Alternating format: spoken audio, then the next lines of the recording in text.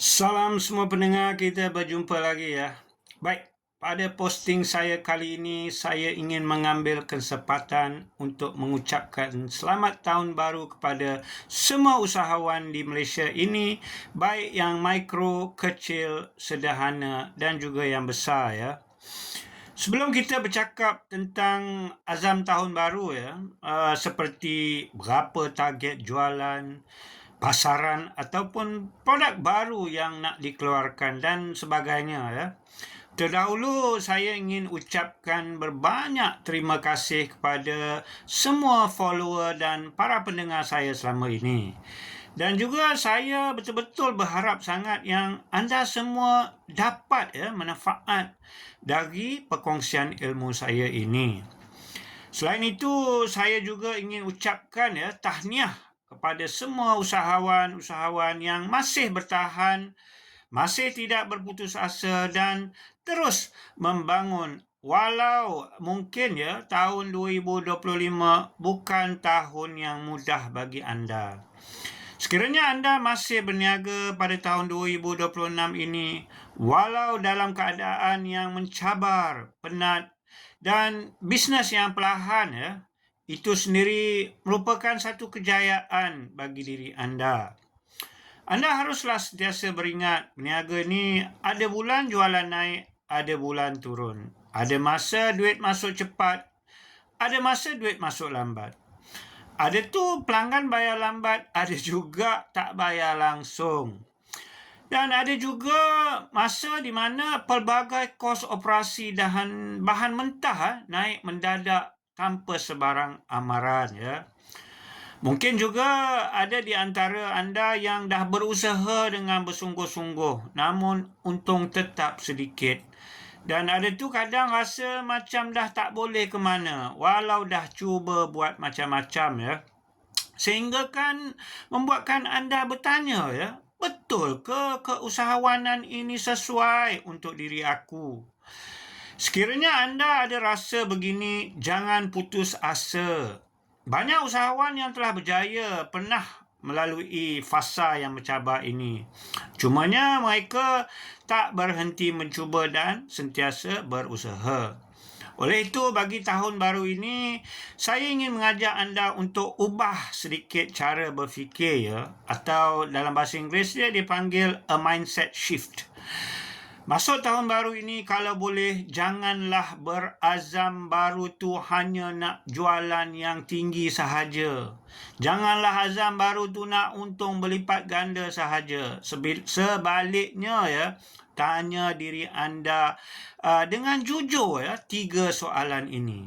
Yang pertamanya, betul ke perniagaan anda buat untung? Atau adakah sekadar memenatkan badan anda sahaja tapi hasilnya tiada? Yang kedua, cukup sihatkah aliran tunai perniagaan anda? Atau adakah anda asyik nak kena tunggu bayaran pelanggan baru boleh bernafas semula? Dan akhir sekali soalan ketiga, adakah anda yang kawal perniagaan anda atau sebaliknya perniagaan anda yang mengawal hidup anda? Sentiasalah beringat jualan atau pendapatan perniagaan tak sama dengan aliran tunai. Dan untung dari perniagaan tanpa aliran tunai masuk yang konsisten tidak dapat menjamin perniagaan yang kukuh dan stabil. Oleh itu, pada tahun 2026 ini, jadilah usahawan yang lebih memahami nombor-nombor perniagaan anda. Yang lebih berani kata tidak kepada pelanggan yang bermasalah. Dan yang lebih fokus pada kualiti dan bukan kuantiti. Untuk tahun 2026 ini juga nasihat saya lakukan 3 perkara ini. Nombor 1, pantau dan jaga aliran tunai perniagaan anda seperti mana anda jaga nyawa anda sendiri. Jangan dibiarkan orang lain yang urus aliran tunai perniagaan anda. Nombor 2, bina satu perniagaan yang boleh beroperasi tanpa memerlukan anda sentiasa berada di situ.